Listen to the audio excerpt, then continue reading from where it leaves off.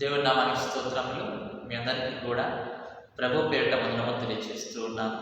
మరి ప్రతి ఒక్క దినం లాగానే ఇవాళ కూడా దేవుడు మనతో ఒక మంచి వాగ్దానం మాట్లాడబోతున్నాడండి. కాబట్టి ఆ వాగ్దానము వినటం అనేది చాలా మంచి విషయం. అలాగే అనేక మందికి ఈ యొక్క వాక్యాలు పంపించండి. మరి వాళ్ళు కూడా దేవుడిని ఎదుగుతూ ఉంటారు, ముందుకు వెళ్తూ ఉంటారు. అయితే ఇవాళ దేవుని యొక్క వాగ్దానం మనం చూస్తే కనుక మత్తయి సువార్త 11వ అధ్యాయము మనం తీసుకున్నట్లయితే మత్తయి సువార్త 11వ అధ్యాయము 28వ వచనం మనం చదువుతాం. 11:28లో మనం చూస్తే, ప్రయాసపడి భారం మోసుకొనుచున్న సమస్త జనులారా నా యొద్దకు రండి, నేను మీకు విశ్రాంతి కలుగజేయుదును. దేవుని యొక్క వాగ్దానం చూస్తే కనుక ప్రయాసపడి భారం మోయించినటువంటి సమస్త జనులారా అని అంటూ ఉన్నాడు. ఎవరి గురించి దేవుడు అంటూ ఉన్నాడు? మన గురించి.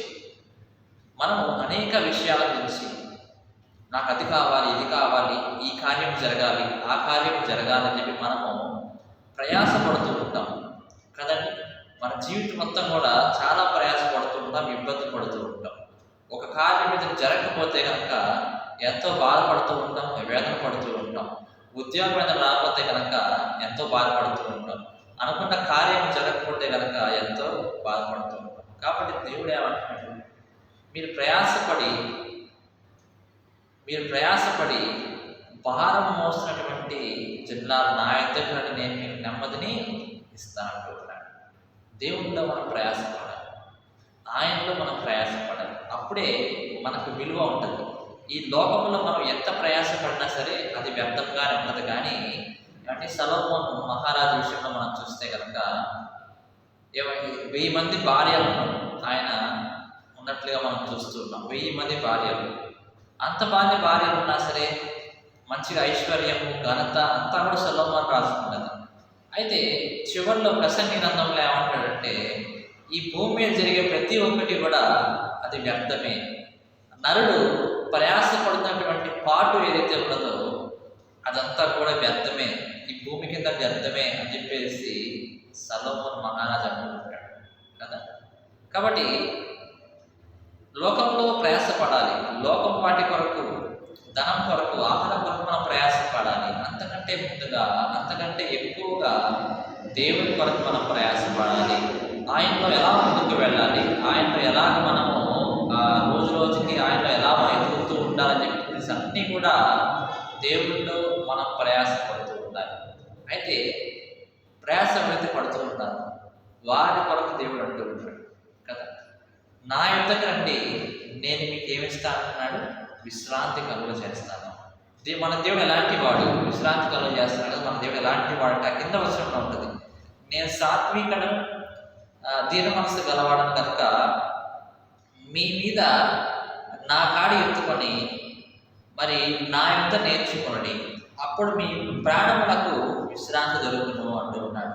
సాత్వికుడు దీన మనసు గలవాడు అంటారు. యేసుక్రీస్తు వాడు ఎంత సాత్వికుడు అంటే, ఎంతో మంది కొట్టినా, తిట్టినా, వేసినా, అవమానపరిచిన ఒక్క మాట కూడా వాళ్ళు తిరిగి అనలేదంట. సాత్వికం అది. మనమైతే ఏం చేస్తూ ఉంటాము? ఎవరైనా ఒక్క మాట ఉంటే కనుక వాళ్ళ మీద మళ్ళీ మనం తిరిగి వెళ్తూ ఉంటాం కదా. అది అలాగే మనం ఈ లోకంలో చేస్తూ ఉంటాం. కానీ యేసుక్రీస్తు వారు ఆ విధంగా చేయలేదు. కాబట్టి సాత్వికమును, దీన మనస్సును మీరు కలిగి ఉండండి. అలా కలిగి ఉన్నప్పుడు అంటూ ఉన్నాడు, ఎలాగా సాత్వికంగా ఉండాలి, ఎలాగ దీన మనసు కలిగి ఉండాలని చెప్పి నా యొద్దకు వచ్చి మీరు తెలుసుకోండి. నా యొద్దకు వచ్చి మీరు తెలుసుకోండి, అప్పుడు మీ ప్రాణములకు విశ్రాంతి కలుగును అంటూ ఉన్నాడు. విశ్రాంతి కలుగు అంటూ ఉంటాడు. దేవుని యొక్క మందిరంలోకి వస్తే దేవుడు మాట్లాడుతూ ఉంటాడు మనతో. మనం ఎంత భారంతో వస్తే దేవుడు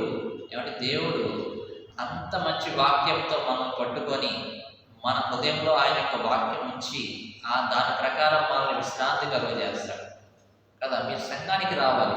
ఒక సమస్య వచ్చిందనుకోండి, మీరు సంఘానికి వచ్చి ప్రార్థన చేసుకుంటూ ఉండాలి. ఇతరులు మనం అవమానిస్తూ ఉంటారు. మోషే గురించి దేవుడు అంటూ ఉంటాడు, నా ఇల్లంతటిలో సాత్వికుడు అని చెప్పేసి మోషే అంటూ ఉంటాడు. ఎందుకంటున్నాడు? ఇశ్రాయేలు ఎంతమంది ఉన్నారు, లక్షల మంది. ఇతన్ని బాధ పెట్టిన మోషే గారిని బాధ పెట్టిన మోషే గారిని అవమానపరిచినా సరే వాళ్ళ పాప ఏం అనలేదంట. తన యొక్క అక్క అయినటువంటి మిరియాము ఏం చేస్తుందంటే కనుక ఇతన్ని మోషే గారిని ఎన్నో మాట్లాడినట్టుగా మనం చూస్తూ ఉన్నాం కదండి. మోషే గారిని ఎన్నో మాట్లాడినట్టుగా మనం చూస్తూ ఉన్నాం. అయితే ఆమెకి మిరియాముకి కుష్ఠరోగం వ్యాధి వచ్చింది. అలా వ్యాధి వచ్చినప్పుడు కదా, అలా వ్యాధి వచ్చినప్పుడు మోషే ఏం చేస్తున్నాడు, మిరియాం గురించి ప్రార్థన చేస్తున్నాడు. అయ్యో నాకు తిట్టింది కదా అని చెప్పి మోషే వదిలిపెట్టలేదు. మిరియాం గురించి ప్రార్థన చేసిన ప్రభావ తీసివేసి ఆయన కుష్ఠరోగం ఏదో తెలియకుండా చేసిన ప్రభావ అది సాధ్యం. అలా మనం కలిగి ఉండాలి ఈ లోకంలో. పౌరుషము కదండి, దేవుడు అంచవేస్తాడు. పౌరుషాన్ని, గర్వాన్ని, కోపాన్ని అన్నింటినీ కూడా దేవుడు అంచవేస్తాడు. సాత్వికంగా దీన మనసు కలిగి మనం ఈ లోకంలో ఉన్నప్పుడు ఆయన మనకు విశ్రాంతిని కలుగ చేసే వాడుగా ఉంటున్నాడు ఈ లోకంలో. కాబట్టి ఉదయకాల సమయంలో మిమ్మల్ని మీరు పనికి వెళ్ళే చోట, ప్రతి ఒక్క చోట మనం ఎక్కడికి వెళ్తూ ఉంటారు. అనేక మంది ఇట్లా అవమానపరిచే వాళ్ళు, మిమ్మల్ని తిట్టే వాళ్ళు ఉంటూ ఉంటారు, మిమ్మల్ని నానా మాట అనేవాళ్ళు ఉంటూ ఉంటారు. వాళ్ళందరినీ చూసి మీరు కోపగించుకోవద్దు, దేవుడు కోపగించుకుంటాడు. దేవుడు ఒకనొక రోజున వాళ్ళకి బుద్ధి చెప్తాడు. మనము జడ్జిలము కాదు వాళ్ళని ఒక మాట అంటానికి. మనం మానవులే, వాళ్ళు మానవులే. మనకన్నా గొప్ప ఆయన ఉన్నాడు. ఎవరు? ఆ గొప్ప ప్రభువు దేవుడు ఉన్నాడు. కాబట్టి ఆయనే వాళ్ళకి తీర్పు తీర్చాలని మీరు ఈ ఉదయకాల సమయంలో వదిలిపెట్టండి వాళ్ళందరినీ కూడా. దేవుని యొక్క వాగ్దానాన్ని దీవించి ఆశీర్వదించుగా. ఆమేన్.